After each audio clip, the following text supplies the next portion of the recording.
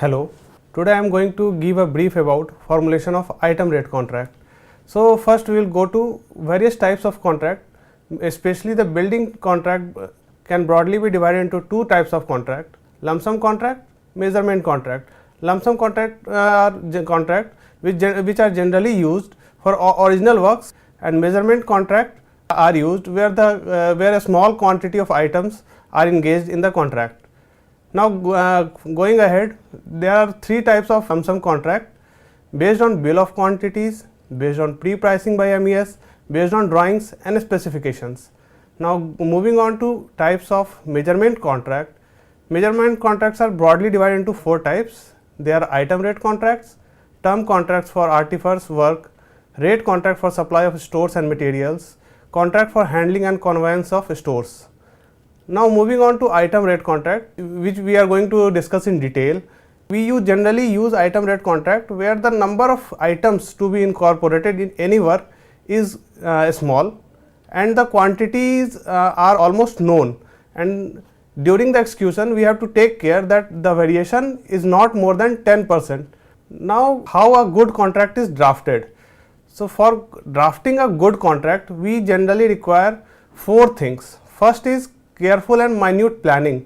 We must know what we are going to construct and what is the proper scope of work. Then the second part is correct drafting. So the tender should be drafted in such a way that no ambiguity or no further we can say that two meanings are not catered by a single line. Then there is a detailed drawings. Drawings should contain almost all the details and no details should be missing or contradictory to the clauses given in the contract. The last part is the execution. Execution should be well planned and the work should be completed in time. Moving on to the drafting of item rate tenders. The most important part is planning of item rate contract. So the following information should be known to us before moving on to drafting the contract. First is nature of site. What kind of site it is, and is it free from trees. So the second part is availability of local materials like brick, sand, stone. What kind of materials are available, and the same needs to be incorporated in the work so that the price does not increase drastically. Third is availability of bricks. Now the government of India is pushing towards use of fly ash bricks. So we must be knowing that either fly ash brick is available in the locality or we have to go with this conventional clay bricks. Now the fourth point is government stores to be issued by contractor under Schedule B. Are there any stores to be issued by government, or all the material has to be procured by contractor? This should be known before drafting a contract. Availability of water, electricity and other hindrances at site, these points should be known to us before drafting any contract. Once a DCS is received from E2 section, we must keep these following points in mind. What is the description of item? Is the description proper or any ambiguity is there in the item? If any ambiguity is found in the item, the same should be corrected. The most important part is unit of item. During drafting, we must keep in mind that the unit given in the contract is as per the intention of the contract. Then connected items. There are many items which are connected to other items. For example, if we take the door, then tower bolt, handles, these are the connected items, and the same shall be checked before drafting a tender. Quantity of schedule of credit. The schedule of credit generally comes in contract where demolitions are involved. If demolition item is there, then the corresponding schedule of credit has been catered in tender or not. The same should be checked in the DCS. Moving on to the tender part. So the tender contains these following parts. The first is index or content page, where you give the details of what are the parts of tender and the page number. Then there is a forwarding letter to the tender. Notice of the tender, which in MES is follows as per IAFW 2162. Then contract form. For item rate contract, tender form of IAFW 1779A is being followed. Then in that form there is authorization page, then schedule A, schedule B, schedule C, which are we will discuss in detail in later slides. Then there is special condition, general condition, schedule of minimum wages, particular specification, and then SSR part 1, part 2. All these form as a part of contract. Now moving on one by one. So first thing, before drafting a tender, we must keep in mind that the name of work, as we are concluding contracts for defense works, it is very important to draft a proper name. Name of tender should not contain any information of classified nature, and name of work should be carefully drafted, that the name of unit, strength, role, location are not disclosed in the name. Work of nature like magazine, ammunition depot, ops room, etc. should be described as technical building, airfield and runway as pavement. Moving on to notice of tender.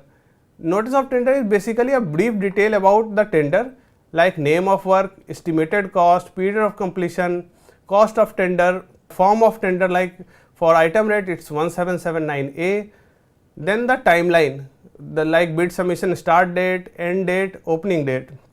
Then this also contains the detail of contractors eligible for bidding in this tender, and how we decide that we will describe in the coming slides. So moving on to different part. So this is basically a defined limit for enlisted contractor by ENC branch. So up to E class contractor, the limit of E class contractor is 25 lakhs. For D class it's 50 lakh, for C class it's 100 lakhs, for B class it's 300 lakhs, A class 750 lakhs, S class 1500 lakhs, and SS can bid for tender of any value. Now the cost of tender in MES. So for contracts up to 5 lakh, the cost of tender is 300 rupees. For 5 to 50 lakhs, it's 500 rupees. For 50 lakh to 200 lakhs, it's 1000 rupees. For 200 lakhs to 500 lakhs, it's 2000 rupees, and beyond 5 crore, it's 3000 rupees. Earnest money is calculated as per the table given. So it's up to 50 lakhs, it's 2% of amount of contract with a minimum amount of 5000. For contract value of 50 lakh to 100 lakhs, it's 1 lakh plus 1.5% of amount exceeding 50 lakh. For 100 lakh to 500 lakhs, it's 175,000 plus 1% of amount exceeding 100 lakh. 500 to 1500 lakh, it's 5 lakh 75,000 plus 0.5% of amount exceeding 500 lakh. And beyond 1500 lakh, it's 10 lakh 75,000 plus 0.5% of amount exceeding 1500 lakh, and the maximum amount of earnest money is 15 lakh. Now coming to Schedule A. Schedule A is basically the heart of contract and contains the detail of items, quantity and units, and the amount to be quoted by contractor is there in column number 5. So here you can see that this is the BOQ which is available with the contractor at the time of submission of their bid. The Schedule A or BOQ contains the name of the tender, bidder's name is to be filled by the tenderer, and the description of item along with quantity and units. Now moving to Schedule B and C. Schedule B contains the materials to be issued by the department to the contractors. Then Schedule C, so it contains the tools and plant that are issued to contractor by the department, and a certain amount is charged to them. Moving on to special condition. These special conditions are general in nature and are predefined. So these contain security of classified documents, validity of period of tender, which are decided on the amount of work to be catered, time and progress chart. These are the CPM chart to be submitted by contractor at the initial stage as how he has planned to complete the work in time. Then there is supply of electricity and water.